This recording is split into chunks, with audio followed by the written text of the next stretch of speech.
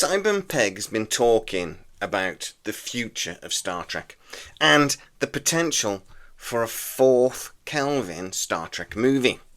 He says he doesn't know if it's going to happen, but if it does, he wants to see a return to the Star Trek values of old and a move away from the gritty, dark movies we've been stuck with recently. Welcome to the Tachyon podcast. Our Tachyon pulse has been unable to completely penetrate the anomaly. So, in an interview, he was actually talking about, again, the Kelvin timeline and the possibility of a fourth Star Trek movie. Now, I've been telling you for some time, my understanding is it's not gonna happen. There is another movie currently in development, and I'm being told that there is actually a movie planned for beyond that will, the first movie is supposed to be some sort of prequel. Again, they love a prequel. It's supposed to be a birth story. I was actually told originally it was going to be sort of a trilogy, the idea was, and it would lead up to the the launch of the Enterprise A, or the Enterprise, original Enterprise. But now I'm being told that that story has changed slightly and gone in a different direction, but it's still in early development. I'm being told it's actually supposed to be out in 2027, but we'll see. There is another project potentially on the cards as well that again will be a straight-to-cinema movie, but it will not be the Kelvin Timeline movie. I'm told actually that movie may depend on what happens with Alex Kurtzman's contract, because the idea would be ideally for it to tie into a new series following on from that, but until they know what they're doing with Alex Kurtzman's contract, that's kind of being left up in the air a little bit. If they move on from Alex Kurtzman, though, and we get Star Trek post-Kurtzman, and Secret Hideout is eliminated, Skydance come in with potentially, a new partner, for example, and they want to relaunch Star Trek beyond Kurtzman, a new movie might be the way to do it. So the fact that we're hearing whispers that something is being planned, it might be a good sign. I'm also told that movie is supposed to be in more like post-Picard time era. Fans will go nuts if that's true. But as I say, it's only a rumour. But Simon Pegg has been talking about what he would like to see in a Kelvin fourth movie, and generally basically what he would like to see Star Trek moving forwards. One of the things he said repeatedly was, I want Star Trek to get away from this dark and gritty way of telling stories.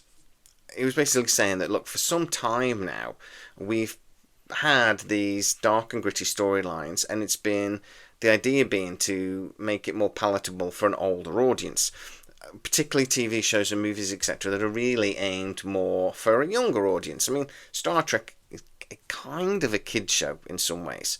So, if you've got something that's maybe aimed for children, but make it dark and gritty and with dark and gritty storylines, then it makes, in theory, it more palatable for that wider audience. I would actually argue that TNG was never like that, and neither was Deep Space Nine or Voyager. They were always a little more light-hearted, a little bit more positive, and yes, they might have had dark and gritty episodes.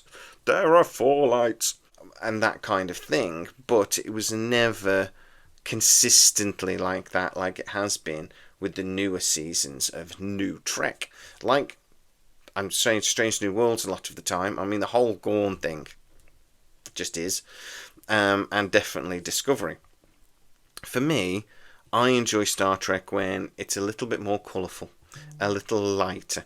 And basically, what Simon Pegg is talking about here is that Star Trek is traditionally sort of around pacifism in lots of ways.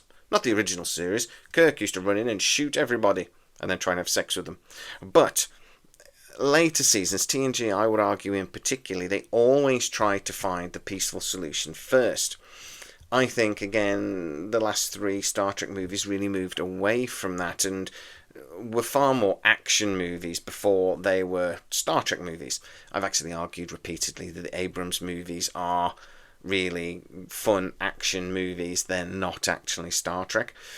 But Simon Pegg seems to think the same thing. He says, look, we don't need villains that are just revenge driven. We'd like to see something that's maybe a bit more imaginative.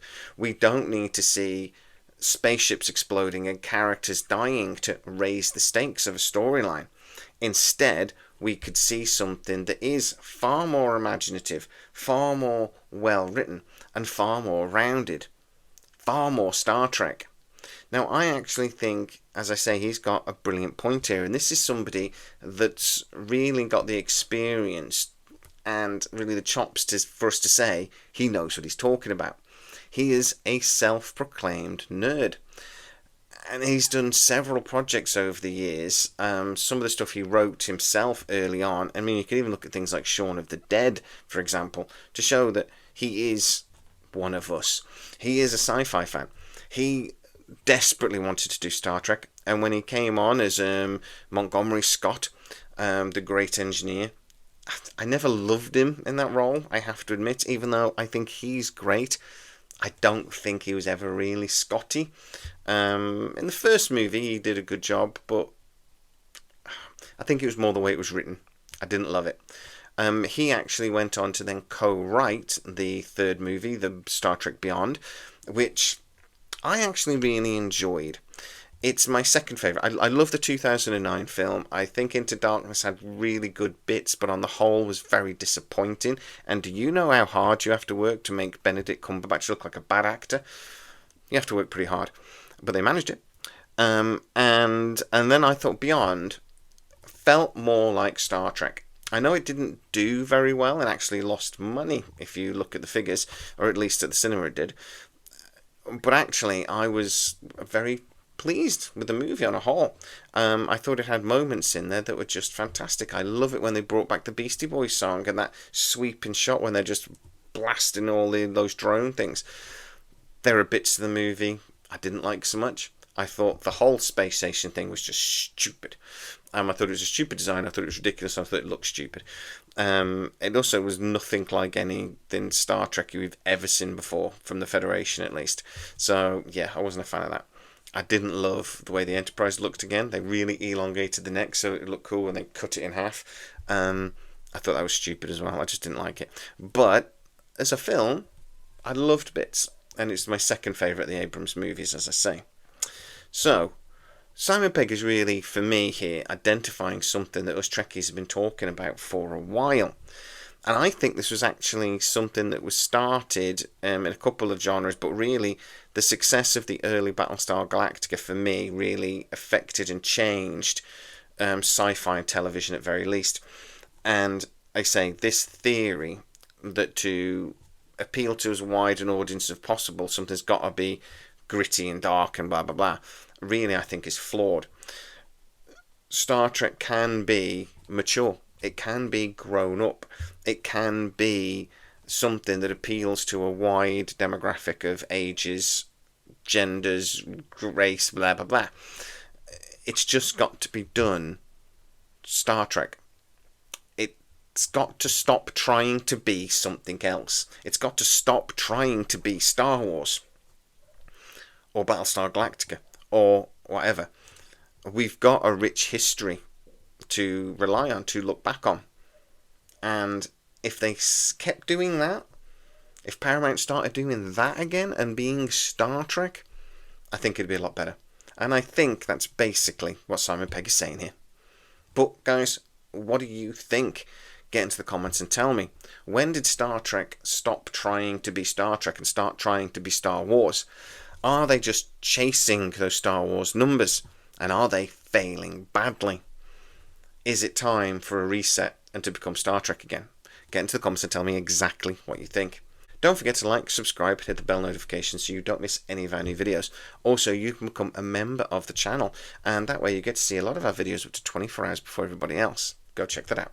As always, please stay safe, and I'll see you next time. Our tachyon pulse has been unable to completely penetrate the anomaly.